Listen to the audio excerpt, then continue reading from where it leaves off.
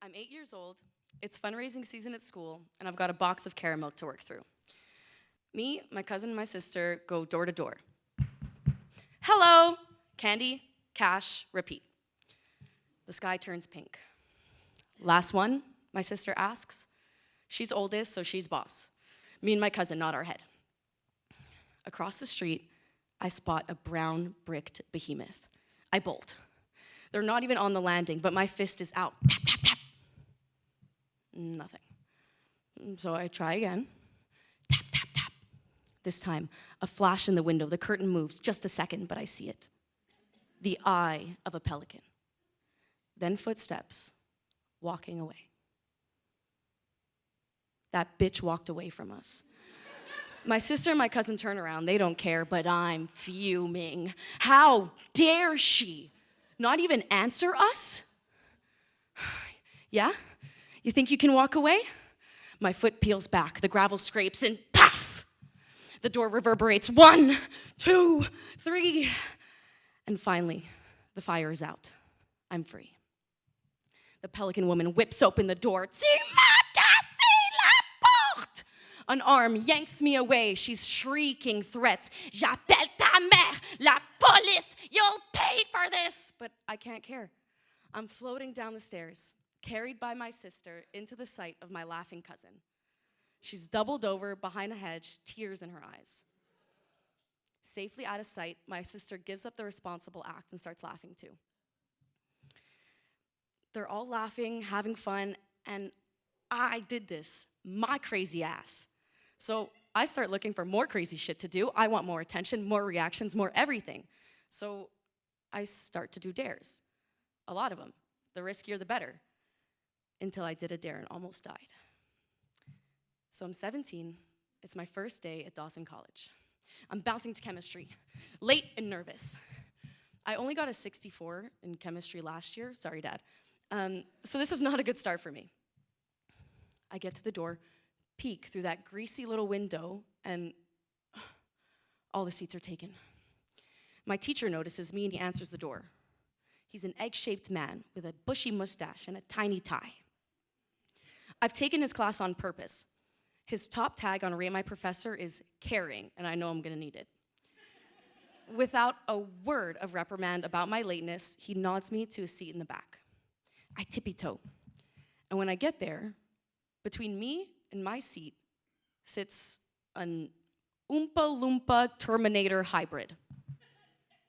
I melt myself to the wall to get past, but it's not enough, and I bump him a little. Oops. His navy NY baseball cap turns a little, revealing a perfectly plucked arch. Sup? I pretend not to hear him, and I plop my bag down. My throat's itchy from my jog to class, so I bend over for my water bottle. And I hit my head on the way down. This motherfucker's laughing at me. Without a thought, I jab him in the elbows and he jumps. He looks at me, eyes wide, and I freeze. Lauren, you don't know this person. I don't think you should. But then his eyes crinkle into a smile and he's laughing. He mouths, "What the fuck?" And I know everything's okay. Baseball Cap's name is Mike. He wears really tight shirts, waxes his arms, and every morning he applies not 1, but 2 layers of lotion. And that's before the Saint-Tropez. He's a douchebag, but he's kind of funny, and we sort of become friends. We tease each other a lot. I'll say, like, "Hey, Mike, I think you missed a spot." And he'll say, "Why are you checking me out?" Gets a little more playful. One day, he sees me walk into class and snorts. "Going on a hike?" I zero in on that NY symbol. My parachute pants on the way there, and I give a flick to his cap. It soars. He catches it and my wrist at the same time. The air's tense.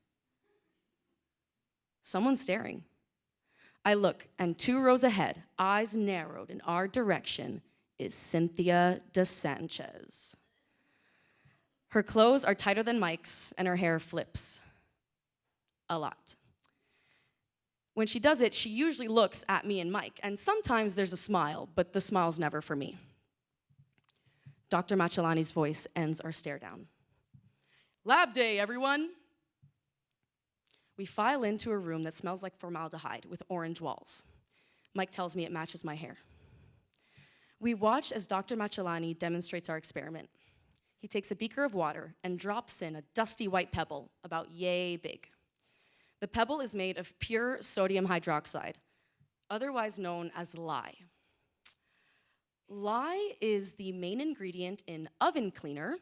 It's very powerful and it heats up our water.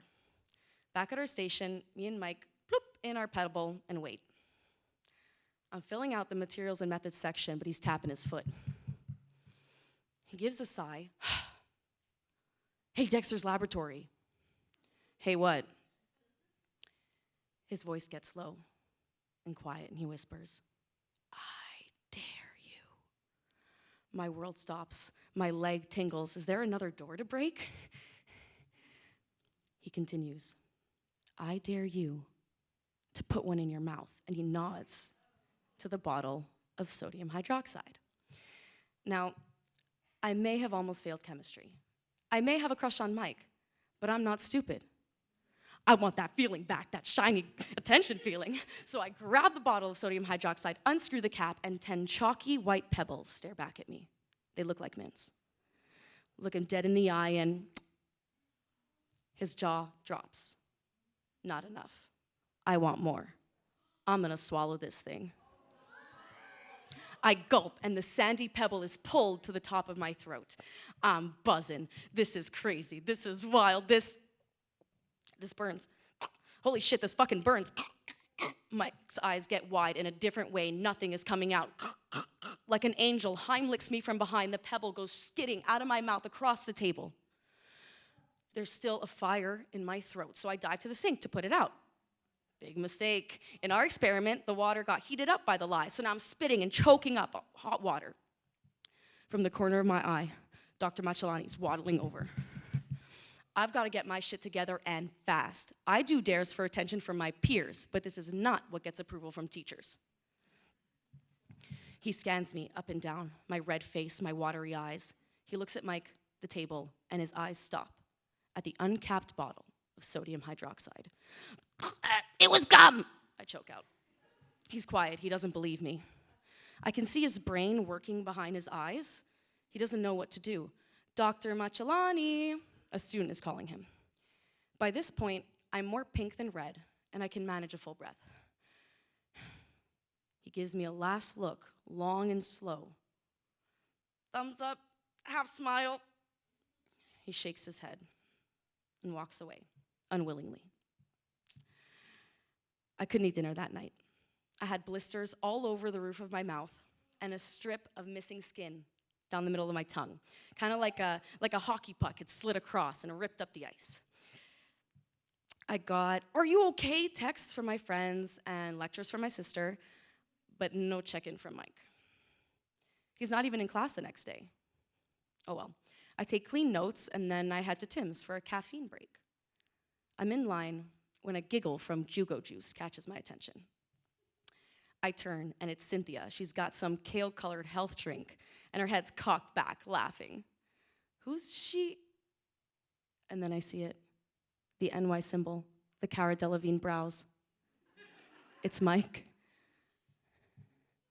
Her hand goes to her hair, and I know the flip is coming, but then it stops. And her index finger wraps one chestnut wave and twirls. It's curling, curling. Her eyes are shining. She leans in and plants a kiss right on his puffy lips. My stomach was like a wrung towel. I don't really see them much after that, only in passing. If I do see them, they're in the stairwell, their favorite fight and then make out spot. Nasty. Once my mouth and ego heal, I know I dodged a bullet. I still do crazy shit. I mean, clearly it's worth it. But I do it for me. I give myself the thrill. Now that shiny feeling just kind of lives inside me. All mine. Thank you.